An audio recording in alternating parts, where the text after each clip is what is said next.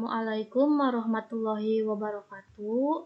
Perkenalkan, nama saya Febia Widiantika Putri. Saya mahasiswi dari Stikes Horizon Karawang, Prodi S1 Keperawatan kelas 2A. Nah, pada kesempatan kali ini saya akan menjelaskan mengenai tentang penyakit hepatitis. Berikut penjelasannya.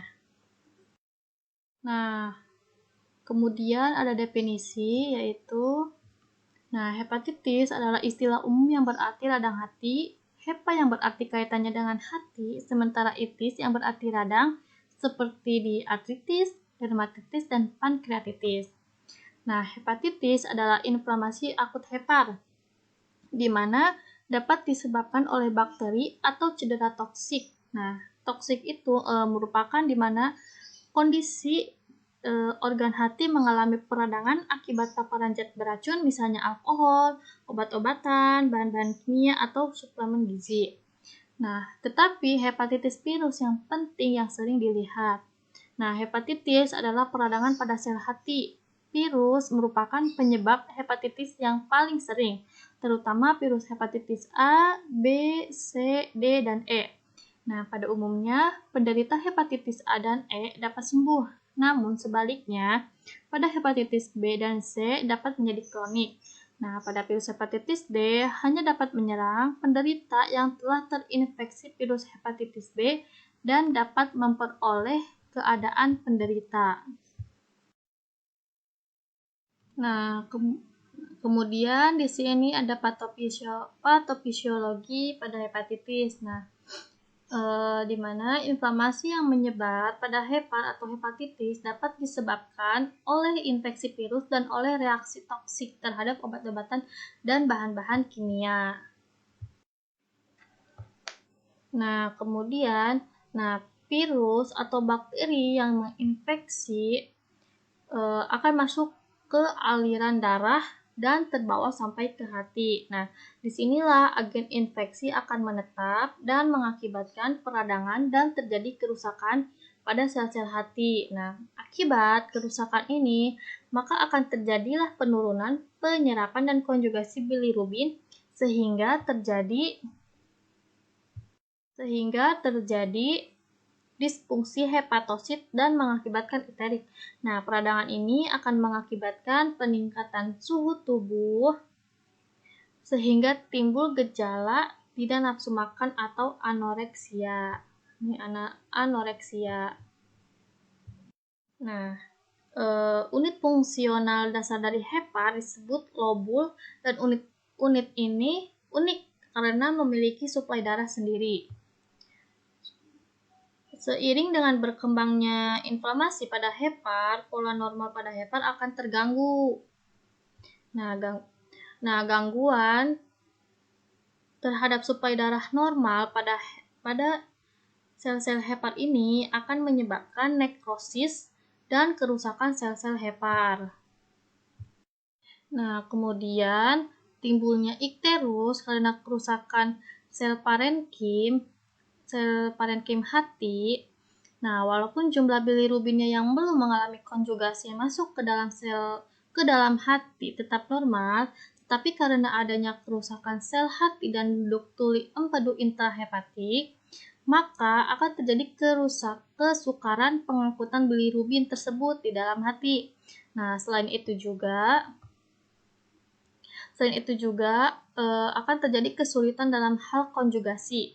Nah, akibatnya bilirubin yang tidak sempurna akan dikeluarkan melalui ductus hepaticus karena terjadi retensi atau akibat kerusakan sel ekskresi dan regutasi pada duktuli. Nah, empedu yang belum mengalami konjugasi atau bilirubin direct maupun bilirubin yang sudah mengalami konjugasi. Nah, jadi ikterus yang timbul di sini terutama disebabkan karena kesukaran dalam pengangkutan, konjugasi, dan ekskresi bilirubin. Nah, inflamasi pada hepar karena invasi virus akan menyebabkan peningkatan suhu badan dan perenggangan kapsula hati yang memicu timbulnya perasaan tidak nyaman pada perut kuadran kanan atas. Hal ini dimanifestasikan dengan adanya rasa mual dan nyeri di ulu hati. Nah, karena bilirubin konjugasi larut dalam air, maka bilirubin dapat diekskresikan ke dalam kemih, sehingga menimbulkan bilirubin urin dan kemih berwarna gelap. Nah, bilirubin dan kemih berwarna gelap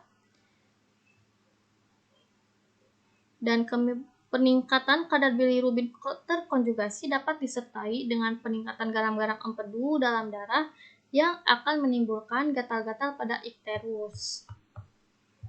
Nah, salah satu fungsi hati adalah sebagai penetralisir toksin.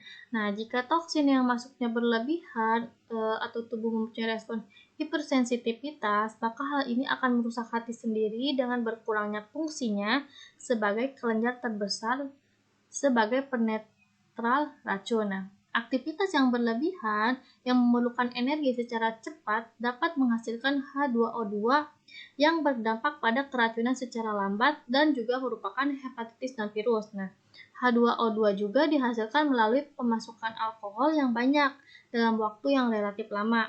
Nah, ini biasanya terjadi pada alkoholik.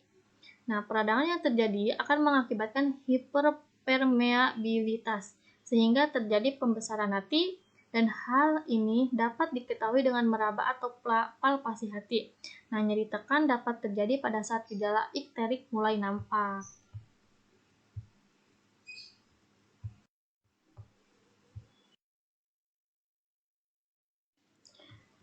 Nah, kemudian di sini ada macam-macam hepatitis. Nah, ada hepatitis A, B, dan C.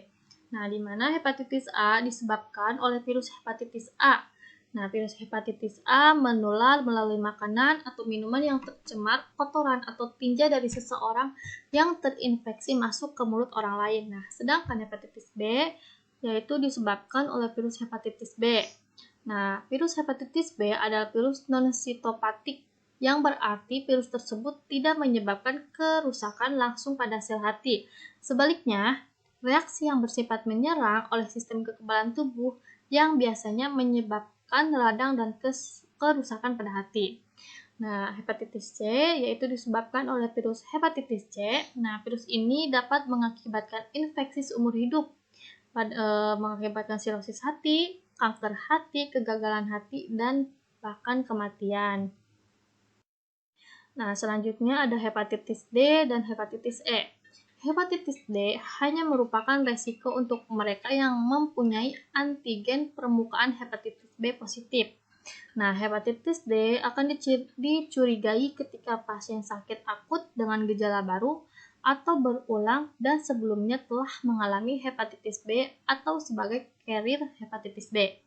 Nah, hepatitis E adalah infeksi virus yang menyebar melalui kontaminasi makanan dan air melalui jalur fekal atau oral. Sampai dengan saat ini, infeksi ini disebut dengan hepatitis enterik non A non B. Nah, di sini ada tanda dan gejalanya, yaitu ada mual, ada muntah, ada demam, kelelahan, feses yang berwarna pucat, urin yang berwarna gelap, nyeri perut, nyeri sendi, kehilangan nafsu makan, penurunan berat badan, mata dan kulit berubah menjadi kekuningan atau penyakit kuning. Kemudian ada komplikasi pada hepatitis, yaitu ada kolesterol, perdarahan saluran cerna, gagal ginjal, gangguan elektrolit, gangguan pernapasan, hipoglikemia, demam, gelisah, hipotensi, kematian, atau hipotesis portal. Nah, di sini ada pencegahan, yaitu pencegahan hepatitis dengan vaksin, rutin mencuci tangan, hindari berbagai jarum suntik, tidak menggunakan alat kebersihan diri bersama orang lain, perhatikan kebersihan makanan dan minuman, nah menjaga kesehatan liver atau hatinya, lalu mencegah penularan hepatitis lewat transfusi darah, dan kenali riwayat kesehatan dari keluarga sendiri. Nah, di sini ada pemeriksaan laboratorium pada hepatitis. Nah, untuk memastikan seseorang terjangkit hepatitis atau tidak, bisa dilakukan dengan melalui pemeriksaan laboratorium. Nah, pemeriksaan ini berguna untuk menegakkan diagnosis atau mengetahui penyebab hepatitis dan untuk menilai fungsi organ hati. Nah, pemeriksaan tersebut terdiri dari tes serologi. Tes serologi adalah pemeriksaan medis yang dilakukan untuk mencari antibodi dalam darah. Nah, antibodi adalah senyawa yang terbentuk di dalam tubuh ketika terserang infeksi bakteri, virus, jamur, dan parasit. Nah, selanjutnya ada tes biokimia, di mana uji fungsi hati adalah pemeriksaan untuk mengetahui kondisi organ hati. Tes ini dilakukan dengan memeriksakan kadar enzim dan protein yang terdapat di dalam sampel darah. Nah, dari tes inilah tingkat dari keparahan dan fungsi hati bisa diketahui. Nah, beberapa biokimia yang diperiksa yaitu ada AST atau SGOT, ALT atau SGPT, albumin, protein total, bilirubin total, enzim alkali fosfatase, enzim kolinesterase.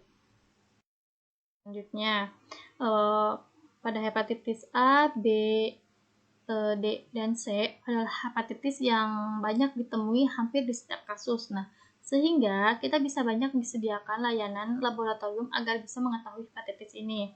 Yaitu ada pada hepatitis A. Diagnosa hepatitis A dikatakan positif jika serum imunoglobulin M antivirus hepatitis A-nya positif. Kadar serum bilirubin, gamma, ALT, AST, dan alkali fosfatnya akan meningkat.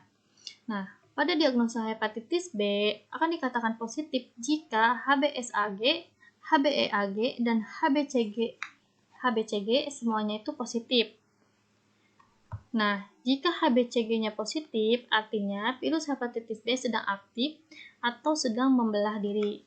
Nah, pada diagnosa hepatitis C dikatakan positif jika ada enzim AT dan AST yang meningkat.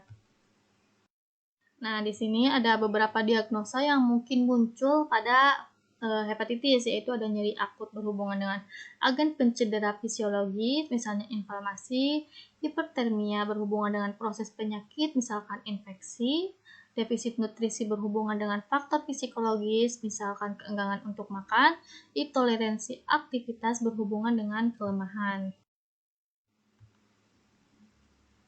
Nah, sekian penjelasan dari saya. Mohon maaf apabila ada kekurangan atau kesalahan dalam penjelasan. Nah, semoga bermanfaat. Sekian dan terima kasih. Wassalamualaikum warahmatullahi wabarakatuh.